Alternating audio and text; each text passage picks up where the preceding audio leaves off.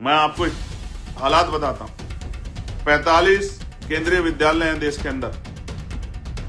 उन 45 में से सरकार ने कितना सामाजिक न्याय किया है, इसका उदाहरण ये है कि 45 में से एक एसटी के वाइस चांसलर हैं, एक एससी के वाइस चांसलर हैं और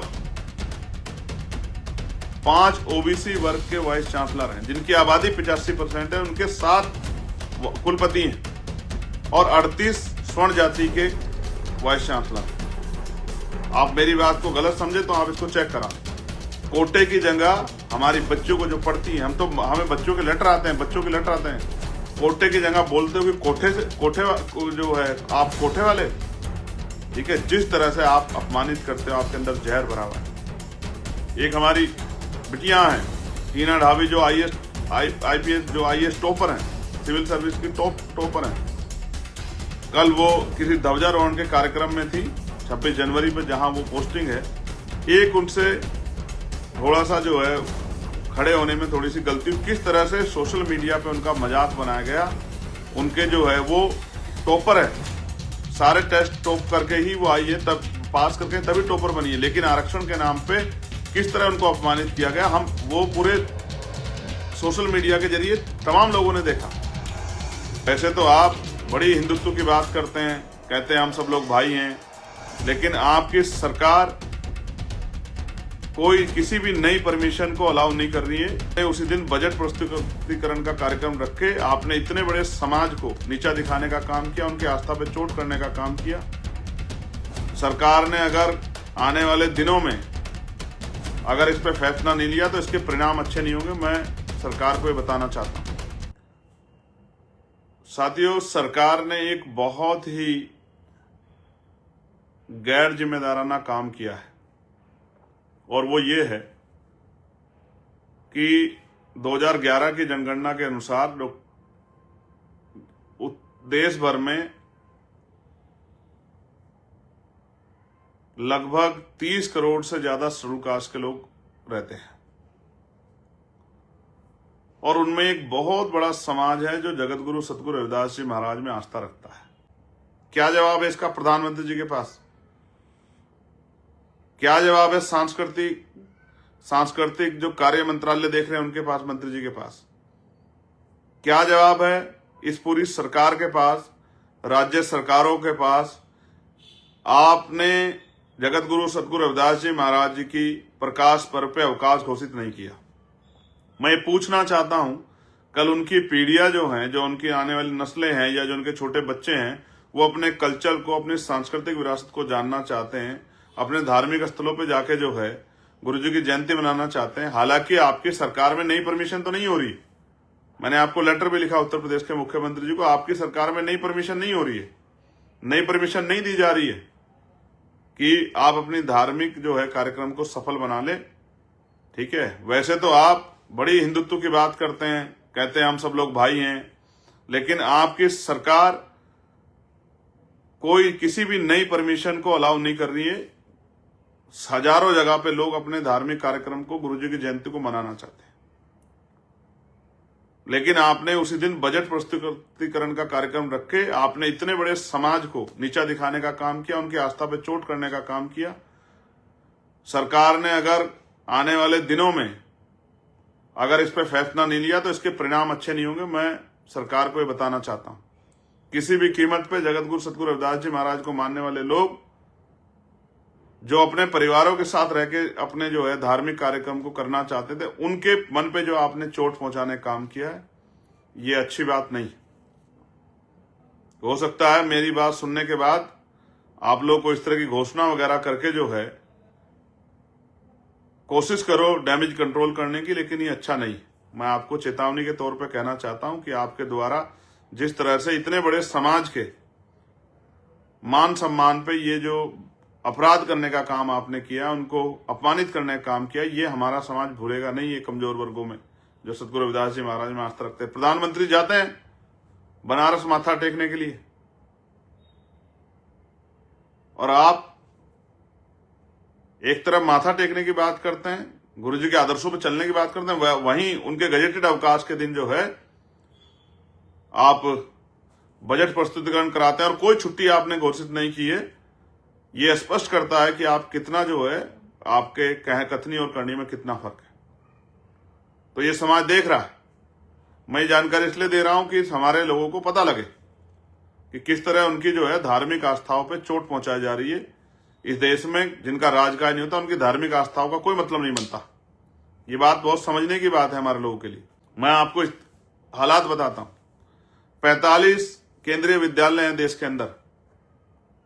उन 45 में से सरकार ने कितना सामाजिक न्याय किया है, इसका उदाहरण ये है कि 45 में से एक एसटी के वाइस चांसलर हैं, एक एससी के वाइस चांसलर हैं और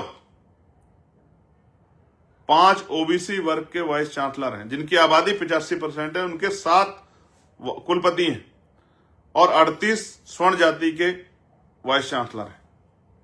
आप मेरी बात को गलत समझे तो आप इसको चेक करा लें। दूसरा, 80% बैकलॉग है पिछड़े वर्ग के बच्चों का, पिछड़े वर्ग के प्रोफेसरों का, असिस्टेंट प्रोफेसरों का, एसोसिएट प्रोफेसरों का, और 83% का बैकलॉग है एसटी के बच्चों का इन्हीं पोस्टों में, और 64% का बैकलॉग है एससी के बच्चों का, एससी के प्रोफेसरों का, असिस्टेंट प्रोफेसरों का, एसोसिएट प्रोफेसरों का। ये बात मैं आपको इसलिए बता रहा हूं कि मैं यहां बैठता हूं वेलफेयर कमेटियों की मीटिंग में और तमाम जो है कमेटियों की मीटिंग में मैं देखता हूं, मेरे पास रिकॉर्ड में आते हैं, मेरे एप्लीकेशन आते हैं। कोई ऐसा सेंट्रल पीयूसी नहीं है जहां के लोगों को, जहां के अधिकारियों से हमें बात ना करनी पड़ती हो कि आप गवर्नमेंट की गाइडलाइन को फॉलो करो, डीओपीटी गाइडलाइन को फॉलो करो, रोस्टर को फॉलो करो। और आप किस तरह शोषण करते हो, मैं बताना चाहता हूं देश को कि आप शोषण किस तरह करते हो। आप शोषण करते हो जैसे पूरन सिंह आईपीएस जो थे, उन्होंने सुसाइड नोट में लिखा, कोई गिरफ्तारी आज तक नहीं हुई है जो हरियाणा के आईपीएस थे, एडीजीपी रैंक के। आप बच्चों की बात करते हो, उनको न्याय दिला दोगे? एडीजीपी रैंक के हमारे आईपीएस पूरन कुमार, उन्होंने सुसाइड किया, सुसाइड नोट लिखा कि जातीय भेदभाव के कारण मेरे साथ ये हुआ, तो वो मर गए, लेकिन उस परिवार के ने जिनके खिलाफ एफआईआर की थी, एक व्यक्ति को पुलिस ने अरेस्ट नहीं किया। ये आपके सामने उदाहरण कि तब नहीं, आप बच्चों की बात करें। और बताता हूं, एक हमारी बिटियां हैं टीना ढाबी, जो आईपीएस जो आईएएस टॉपर हैं, सिविल सर्विस की टॉपर हैं। कल वो किसी ध्वजारोहण के कार्यक्रम में थी 26 जनवरी पर, जहां वो पोस्टिंग है। एक उनसे थोड़ा सा जो है खड़े होने में थोड़ी सी गलती, किस तरह से सोशल मीडिया पे उनका मजाक बनाया गया। उनके जो है वो टॉपर है, सारे टेस्ट टॉप करके ही वो आई है, तब पास करके तभी टॉपर बनी है, लेकिन आरक्षण के नाम पे किस तरह उनको अपमानित किया गया, हम वो पूरे सोशल मीडिया के जरिए तमाम लोगों ने देखा। कोटे की जगह हमारी बच्चों को जो पढ़ती है, हमें बच्चों के लेटर आते हैं, कोटे की जगह बोलते हो कि कोठे जो है आप कोठे वाले, ठीक है। जिस तरह से आप अपमानित करते हो, आपके अंदर जहर भरा हुआ है, आपके अंदर जहर भरा हुआ है एससी एसटी ओबीसी के बच्चों के प्रति। आप उनका मानसिक शोषण करते हो। बड़े बड़े कॉलेजों में 118% की वृद्धि हो गई है इन जो है इस तरह के क्राइम्स में। तब जाके ये नए नॉर्म्स आए, ये नई गाइडलाइन बनी है, और अभी इसमें एक के रजिस्टर्ड नहीं हो, आप लोग आंदोलन करने चल दिए। ये समझने की बात है। ये आपके सामने है। कब तक इस देश में पायल तडवी या रोहित वेमुला, डेल्टा मेघवाल जो है हमारे बच्चे मरते रहेंगे? इसका जवाब जो है सरकार को देना पड़ेगा। मीडिया में 90% जो है बाहुल्यता सवर्ण बिरादरी के लोगों की है, तो वहां डिबेट हो रही है। डिबेट में बैठ के वो एससी एसटी के लोगों को अपमानित करने का काम कर रहे हैं। और मैं आपको बताना चाहता हूं, बहुत जिम्मेदारी से आपको बताना चाहता हूं कि इस देश में कॉन्स्टिट्यूशन पे सबसे बड़ा हमला तब हुआ जब 10% आर्थिक आधार पर आरक्षण लागू हुआ। उन नेताओं को भी जिन्होंने उसका समर्थन किया, उन्होंने संविधान का जो आधार, संविधान में जो आधार रिजर्वेशन का, उसको कुचलने का काम किया। इस सरकार ने तो कुचला, लेकिन विपक्ष में रहने वाले हमारे लोगों ने भी कुचलने का काम किया अपने चंद वोटों के चक्कर में। और उसका परिणाम यह हुआ कि आर्थिक आधार पर आरक्षण 10% लागू हो गया, जो संविधान का वॉयलेशन था, जो आधार रिजर्वेशन का कॉन्स्टिट्यूशन में उसका वॉयलेशन था। और यहां से तो हुआ, उस असंवैधानिक कानून को, उस असंवैधानिक जो पास हुआ बिल, कानून बना, उसको जब चैलेंज किया सुप्रीम कोर्ट में, तो सुप्रीम कोर्ट में बैठे जज, जिनकी जिम्मेदारी थी, जो सारे स्वर्ण जाति के जज थे, उन्होंने उस कानून को भी, उनकी जिम्मेदारी है कि संविधान की व्याख्या करें, उन्होंने भी उस वायलेशन को सही माना। जब संविधान में आर्थिक आधार पे रिजर्वेशन का कोई प्रावधान नहीं है, फिर भी सुप्रीम कोर्ट के जजों ने सिर्फ इसलिए कि स्वर्ण जाति के बच्चों को लाभ मिल जाए, इसलिए उन्होंने उसको सही माना, फिर भी देश ने कोई विरोध नहीं किया। जब 3 दिन में वो कानून बन गया 10% आर्थिक आधार पे, तो भी हमारे नेताओं की चुप्पी से किसने कोई विरोध नहीं किया, क्योंकि SC ST OBC के लोग सामाजिक न्याय को मानते हैं। उन्होंने कहा स्वर्ण जाति में गरीब है तो दे दो, लेकिन उसके बावजूद आर्थिक आधार 10% पे लेते हो और कोटे की जगह हमारी बच्चों को जो पढ़ती है, हमें बच्चों के लेटर आते हैं, कोटे की जगह बोलते हो कि कोठे जो है आप कोठे वाले हो। ठीक है, जिस तरह से आप अपमानित करते हो, आपके अंदर जहर भरा हुआ है। 75 साल में आप इस जहर को अपने अंदर से निकाल नहीं पाए, आप एक सभ्य समाज नहीं बना पाए। लेकिन आप आर्थिक आधार पर 10% आरक्षण भी लेते हो और फिर आरक्षण का विरोध करके SC ST OBC के लोगों को अपमानित करने का भी काम करते हो। ये झूठ जो है, झूठ के सारे कब तक आगे बढ़ना चाहते हो? हमने अपनी आंखों से देखा, हमने सुना, हमने महसूस किया किस तरह से SC ST OBC के बच्चे जो हैं, और अभी भी गांव देहात में किस तरह का सलूक होता है। क्या खुले मंच पे कोई डिप्टी चीफ मिनिस्टर कह देता है, सैन समाज को नव्वा कह देता है, नव्वा अपनी बात को रखते हुए, नव्वा समाज किस तरह अपमानित करने का काम करते हैं। आप कश्यप नहीं कहते हो, आप झीवर कहते हो हमारे लोगों को अपमानित करने के। आप प्रजापति नहीं कहते हो, आप कहते हो कुमार। जानबूझ के आप हमारे लोगों को अपमानित करने का काम करते हो, जानबूझ के। आप यादव नहीं कहते हो, आप कहते अहीर, जानबूझ के आप जो है हमारे लोगों को, जानबूझ के आप जो है पिछड़े वर्ग के, पिछड़ी जातियों के बच्चों को, शेड्यूल कास्ट के लोगों को, ठीक है, आप जानबूझ के जो है जाति के आधार पे, और नाई के, ओ खटीक के, ओ झीवर के, ठीक है, इस तरह से आप जो है आज भी गांव देहात से लेकर पढ़े लिखे लोग जो अपने आप को पढ़े लिखे कहते हैं, किस तरह से जो है वो बढ़ई के, विश्वकर्मा समाज को बढ़ई के कह के आप जो है आप अपमानित करने का काम करते हैं। क्या हम नहीं जानते हैं? हम इसी सामाजिक व्यवस्था से निकल के यहां तक आए, हम ग्रामीण पृष्ठभूमि के लोग, हम जानते हैं कि आप किस तरह से जो है हमारे जो है दलित पिछड़े समाज को किस तरह अपमानित करते हो। आप आज भी जो है हमारे पढ़ लिखने के बाद आप उनको जो है सम्मान से नहीं उनका नाम ले पाते हो।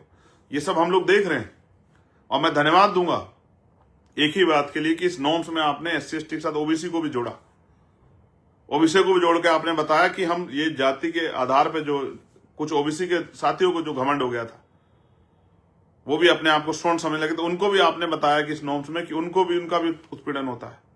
जिस भाईचारा को बनाने के लिए SC ST OBC के हम लोग इतने लंबे समय से प्रयास कर रहे थे, आपने अच्छा किया, बना दिया। और मैं तो चाहता हूं सरकार पे पीछे हटे, जो SC ST OBC के लोगों को पता लग जाए कि सरकार उनका कितना हित चाहती है, कि जरा से विरोध से डर के जो है उन्होंने ये गाइडलाइन वापस ले ली या इस पे विचार करने की बात कही। पता होना चाहिए कि वो इतने बड़े समाज के भावनाओं को किस तरह कुचलने का काम कर रही। मैं तो चाहता हूं सरकार स्टैंड ले, पता तो लगे, क्योंकि सिर्फ वो ही नहीं, अधिकारी कर्मचारियों के भी क्या हाल है, पुलिस में जो कर्मचारी हैं और सैनिक बलों में जो कर्मचारी हैं, मैं जानता हूं SC ST OBC के क्या हाल है। मुझे कोई बताने की जरूरत नहीं है, मैं कोई चांद से नहीं आया, कोई इंग्लैंड से नहीं आया, कोई अमेरिका से नहीं आया। मैं यहीं इसी मिट्टी में, यूपी की, जहां खाटी राजनीति होती है, जहां जाति जो है वो पैदा होती है, जिसका स्वरूप देखने को मिलता है, जहां ग्रामीण क्षेत्रों में जातियों का जो है, जातियों के गढ़ हैं, मैं वहीं से आया निकल के। मैं सब जानता हूं कि किस तरह दफ्तरों में अधिकारी कर्मचारी परेशान है, ट्रांसफर, पोस्टिंग, सस्पेंशन, किस तरह कलम फेर फेर के किस तरह SC ST OBC कर्मचारियों को जो है किनारे लगा रखा है। अगर आप ये खबर फेसबुक पर देख रहे हैं तो वीडियो को लाइक करके पेज को फॉलो करें। इसके अलावा अगर आप इस खबर से यूट्यूब के जरिए जुड़े हैं तो चैनल को सब्सक्राइब करके बेल आइकन दबाना बिल्कुल ना भूलें। नमस्कार।